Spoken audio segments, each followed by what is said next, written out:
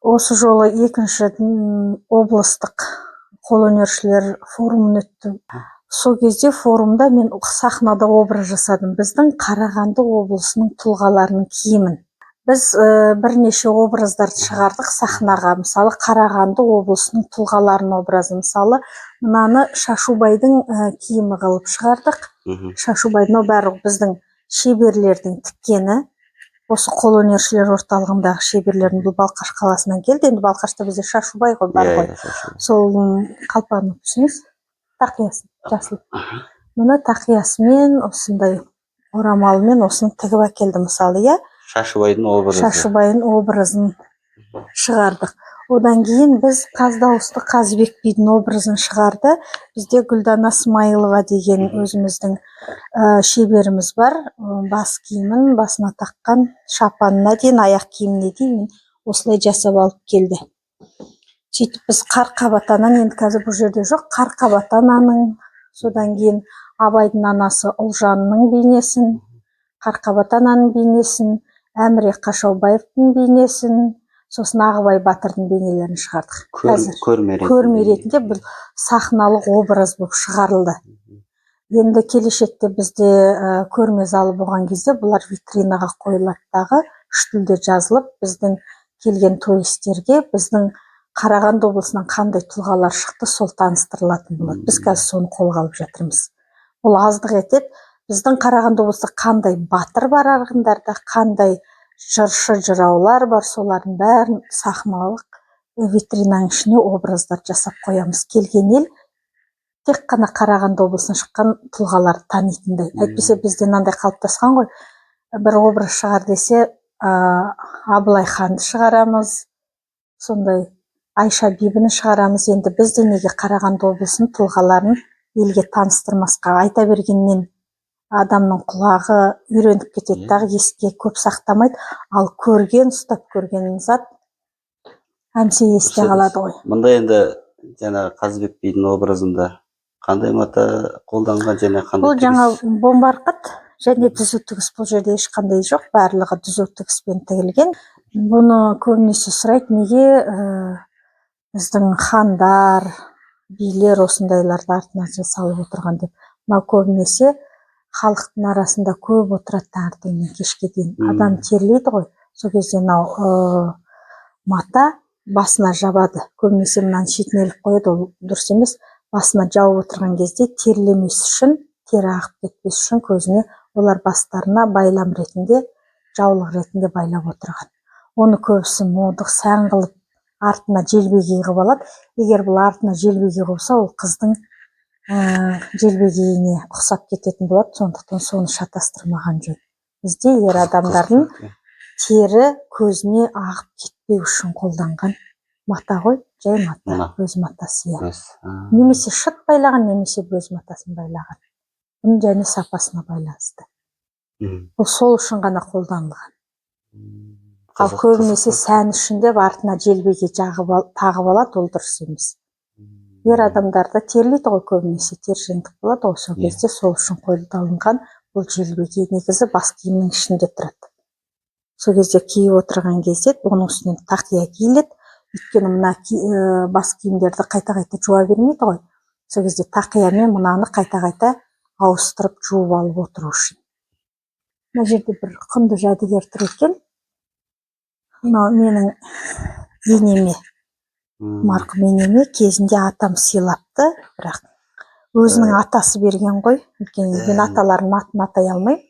Сондықтан да енем маған табыстап кетті. Мынау қолдан жасалынған белдік. Бұрынғы кездегі күмістен жасалынған белдік. Ескі, мынаған енді бір 2 ғасыр болып қалуы, 19-шы ғасырдағы не шығар, 18 ба 19 ба. Өйткені енем атам берген, оның атасына атасы берген ғой. Солай келе жатқан нәрсе екен, жәдігер кәдімгідей. Сол мен ешқайда қалдырмай осылай алып жүрем өзіммен. Сол кезде. Енді келінізге тапсырасыз ғой? Әрине, кіші ұлымның келініне тапсырам. Саммит болған кезде Франция президенті Эммануэль Макрон келген болатын. Сол кезде осы біздің Қарағанды облысы қолөнершілерінің жасаған құрақ көрпе топтамасынан осындай қатысып саммитте, Қарағанды облысына мен ғана қатыстым, қызым екеуміз. Сонда осындай алғыс хат алған болатынбыз қала әкімінен. Кез келген идея, бұл идея ғой, идея жүзеге асып отыр. Кез келген идеяның өзінің миссиясы бар, айтар ойы бар. Бұл дүниелер арқылы не айтқыңыз келеді, не жеткізгіңіз келеді? Әр нәрсе өз себебімен болады. Мен осы достық үйінде жұмыс жасап жүрген кезде өзіме ой келді. Неге біз осы достық үйінде қазақы иіс шығып тұратын, қазақы нақышта ұлттық киімімізді тігіп қоймасқа, неге бір бұрыш ашып қоймасқа деген басшылыққа ұсыныс жасадым, бірақ жұмыс жасап жүрдім. Кейін жұмыстан шыққаннан кейін жаңағы менің жобамды олар құптап, қайтадан шақырып, осы жерді ұсынып, аналар кеңесі бар ғой, құрылым. Соның жанынан Ісмер деген клуб ашып берді. Қазір мен сол Ісмер клубына да жетекшілік етіп жүрмін. Мендегі сол ойым, неге біз өзіміздің өсіп келеткен өскелең ұрпақты осы қазақы нақыштағы ісмерлікке үйретпейміз деген ой болды. Неге соларды тартпаймыз? Неге біз тек қана сабақ ретінде кітаптан күнде тапсырма береміз? Ол тапсырманы үйдегі ол айдан анық қой, өзіміз жасап, көмектесіп жасап береміз баламызға. Сосын ол мұғалімге апарады, ол мұғалім бағалайды, болды, баға үшін ол.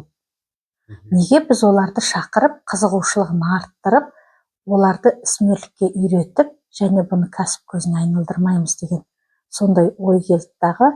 Бір нәрсеге бір нәрсе себеп болып, үлкен қолөнершілер жинағаннан кейін неге біз енді қолөнершілерді бір орталыққа жинамаймыз деген, одан барып жәдігер деген орталық туындады.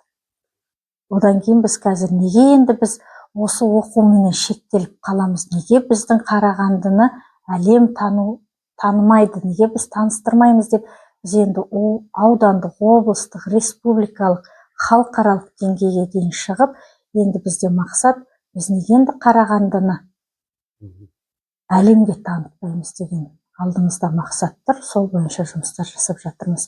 Бұл бізге өте керек. Неге? Мынау өнер тәрбие көзі. Неге дейсіз ғой? Мен анамның жанында отырған кезде, анам жай ғана іс жасап отырған кезде ақыл айтатын. Мысалы айтады, өткенде мына кісіге жоқ деп едім, сол ренжіп қалдым екен. Мынаны жоқ десем, ол мені жек көріп кетер ме екен? Ол кісі олай түсінбейді ғой. Немесе айтады, анау екі ағайынның басын қосып ас беруім керек еді, өйткені арамыз ажырап кетеді. Балалар бір-бірімен араласу керек. Ағайын деген мықты ғой.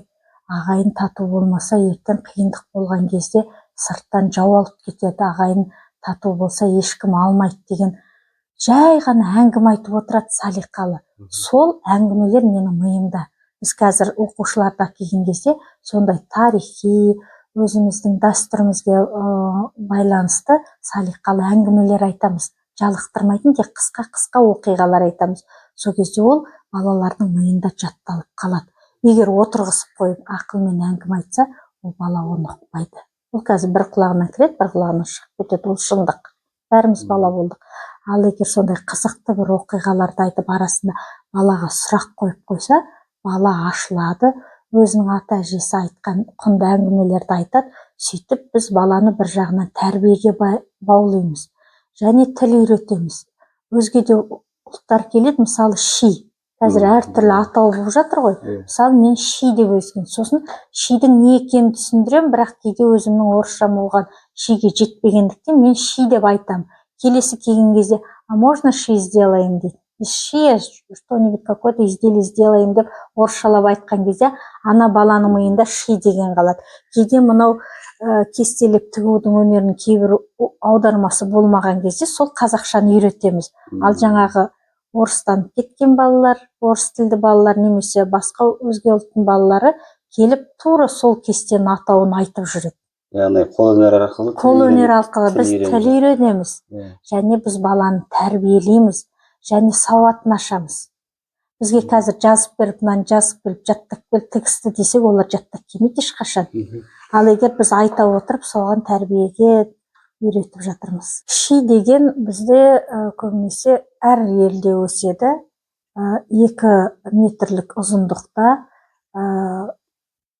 өседі, топталып өседі. Ол шиден бізде тұсқа ілетін тұскиіздер жасалады.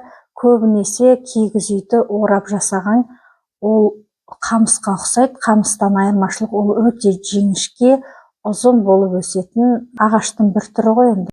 Солардан біз көркемдеп неше түрлі кәдімгі қойдың жүнін бояп, әртүрлі өрнек жасаймыз. Сол өрнектелген шиді тұсымызға іліп қоямыз. Қазір декор ретінде қолданып жүр. Көбінесе қазақ халқында шиді біріктіріп, текемет басуға қолданылған. Ол өйткені қатты пішінді сақтап тұрады және тығыздықты сақтап тұрады. Бұл ыстық пен суықты өткізбейтін де қасиеті бар.